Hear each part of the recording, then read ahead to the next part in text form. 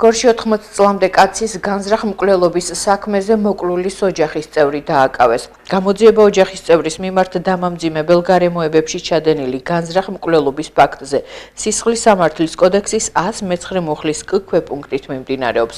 არსებული ინფორმაციით ბრალდებული შვილიშვილია. შემთხვევა გუშინ ვოლოგდის დასახლებაში მოხდა. თემდე პოლიცია იყო. როგორ იყო და რანაირად იყო, აი ვერ გავიგეთ ჩვენ. იმიტომ კონტაქტი არ მქონდა. შვილს არ ვიცნობდი. ვინც გარდაიცვალა, 80 წლის კაცი იყო.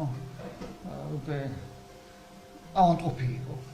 და რატო შეიძლებოდა გაემეტებიან კონფლიქტის ხო არ ქონდათ, აი ხმაური ეხა ძალიან ადვილად ეს მithome მეზობლებს თუ რაღაცა. ეხლა გავიგე რომ მოუკვლიათ და მე ეხლა მუშაობ ხამეს ხაგანა ვარ ხოლმე.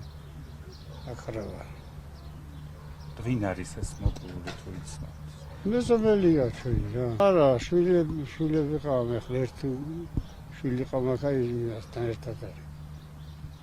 აი რატო შეიძლებოდა ხა კონფლიქტი ხო არ ქონდა შვილიშვილს? არ ვიცი, არაფერი არ ვიცი არა. ამ ბიჭს იცნობთ თვითონ შვილიშვილი ვინც არის დაკავებული? არა, როგორ არ ვიცნობთ, მაგრამ კარგი ისმეტი არაფერი გამიგია მე მაგ ბიჭისა.